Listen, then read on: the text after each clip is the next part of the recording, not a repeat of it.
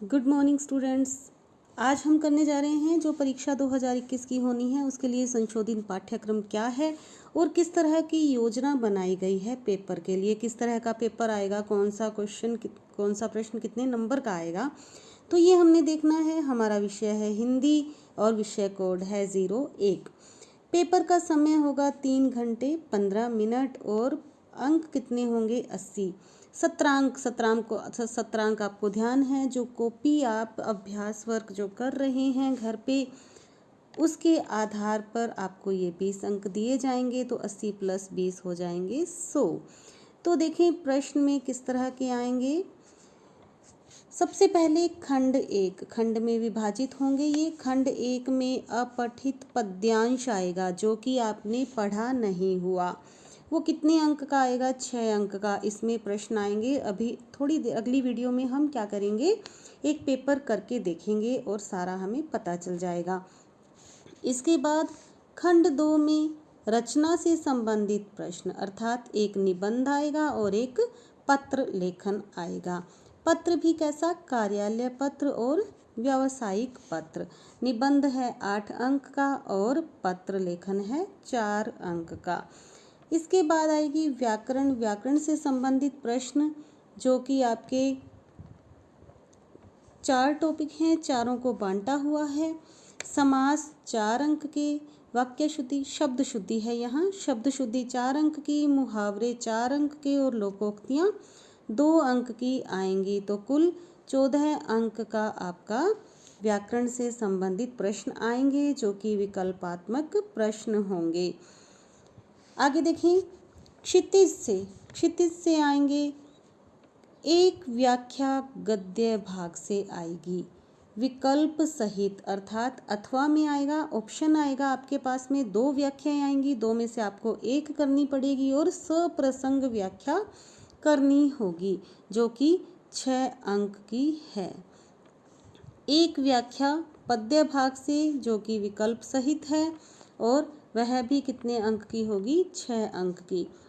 आगे देखिए, निबंधात्मक प्रश्न होंगे 2 जो कि 6 नंबर का प्रत्येक प्रश्न होगा 12 अंक के। 6 लघुत्तरात्मक प्रश्न होंगे, 3 गद्य से और 3 पद्य भाग से जो कि 12 अंक के होंगे। और 4 अति लघुत्तरात्मक प्रश्न होंगे, 2 गद्य से और 2 पद्य भाग से। प्रत्येक प्रश्न 1 अंक का होगा।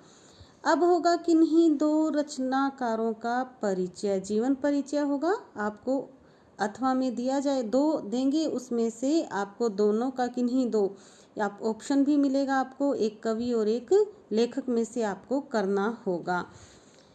सड़क सुरक्षा शिक्षा ये आएगा 4 अंक का। 4 अंक का आएगा सड़क सुरक्षा जो कि बहुत ही महत्वपूर्ण और बिल्कुल आसान चैप्टर है। आराम से आपके 4 अंक पक्के हो जाएंगे।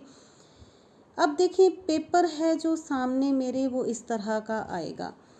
ये है इस तरह का आपका बना हुआ होगा पेपर और ये होंगे, ये आपका विभाजन किया हुआ है अंकों का। उसके बाद ये आपको कुछ सामान्य निर्देश दिए हुए हैं।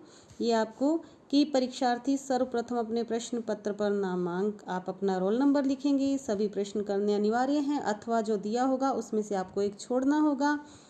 उत्तर पुस्तिका आपको साथ में दी गई है और जिन प्रश्नों के आंतरिक खंड हैं उन सभी प्रश्नों के उत्तर एक साथ ही लिखने हैं।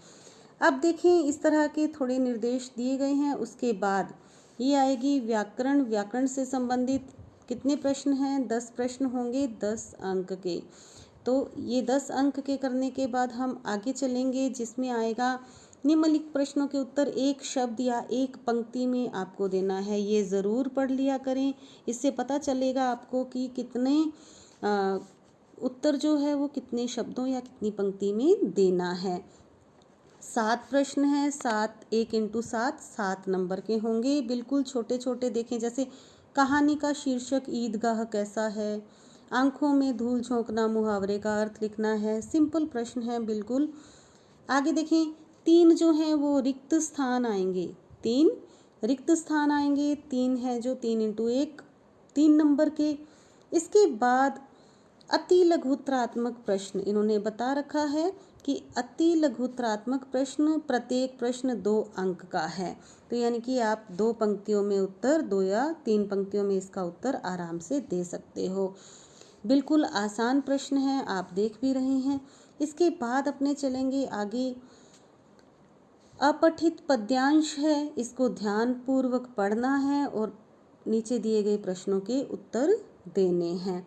तो ये पद्यांश आपको अच्छी तरह से पढ़कर जो प्रश्न दिए गए हैं नीचे, ये 3 प्रश्न दिए गए हैं, तीनों का आपको उत्तर देना है। इसके बाद इसमें अथवा भी है। अथवा में ये दे रखा है, आप चाहे तो ऊपर वाला करें पद्यांश, चाहे ये वाला पद्यांश करें, एक ही करना है। इसके बाद आएगा निम्नलिखित लघुत्तरात्मक प्रश्नों के उत्तर दीजिए। लघुत्तरात्मक प्रश्न अर्थात ये कितने नंबर के हैं हमें देखना है। 4 नंबर का एक है, तो आपको इसका उत्तर थोड़ा बड़ा 5 या 7 लाइनों में देना होगा। अब देखें, निम्नलिखित साहित्यकारों का जीवन एवं कृतित्व का परिचय दीजिए। तो इसमें बताया हुआ था कि एक तो कवि आएगा और एक लेखक, तो आपको इन दोनों में से किसी एक को तैयार करना होगा जीवन परिचय अच्छी तरह से। अब कोई से भी 2 आ सकते हैं, आपको सिर्फ एक करना है। आगे देखें,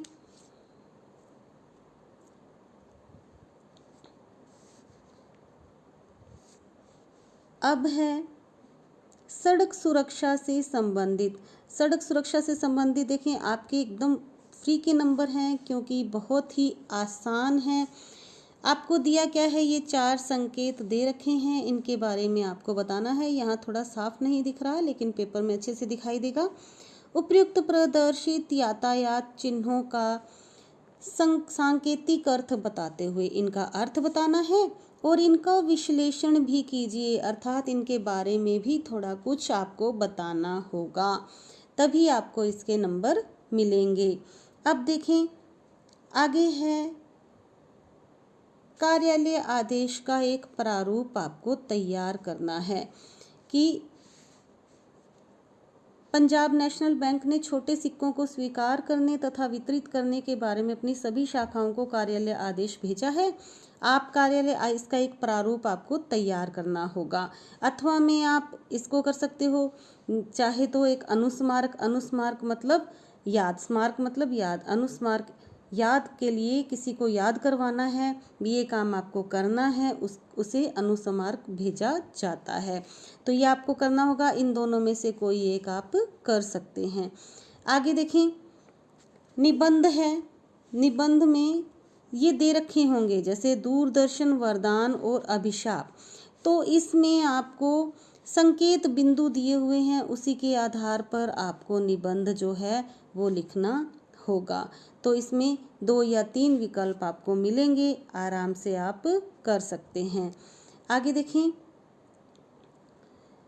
अब है एक आएगा पद्यांश की सप्रसंग व्याख्या कीजिए। इसमें 3 व्याख्याएं आएंगी, 3 में से किसी एक पर आपको करनी है सप्रसंग व्याख्या। पहले आपको प्रसंग लिखना है, उसके बाद व्याख्या और उसके बाद उसके बारे में विशेष कुछ भी लिखना है।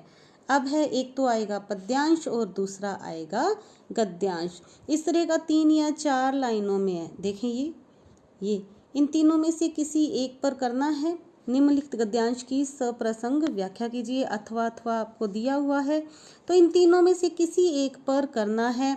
तो किसी एक पर करोगे तो ये आपको अच्छी तरह से पढ़ना है। सबसे पहले तो ये पढ़कर आपको देखना है कि कौन से पाठ में से है, उसके बाद आपको उसको प्रसंग में लिखना है कि इस पाठ में से लिया गया है और उसके बाद इसमें क्या बताया गया है, इसके बारे में विस्तार से आपको लिखना है, व्याख्या करनी है। तो जो भी आपको आसान लगे, जो आपका अच्छी तरह से तैयार है, उन तीनों में से एक पर आप सप्रसंग व्याख्या कर सकते हैं। तो ये आएगा आपका पेपर, जो कि मैंने excellent self evolution test paper, जो कि एक्सीलेंट वालों की जो डेस्क वर्क है उनसे ये मैंने पेपर लिया है। तो थैंक यू एक्सीलेंट, और थैंक यू बच्चों। अगली वीडियो में हम करेंगे एक पेपर जो कि इसी डेस्क वर्क में से लिया गया है। Thank you.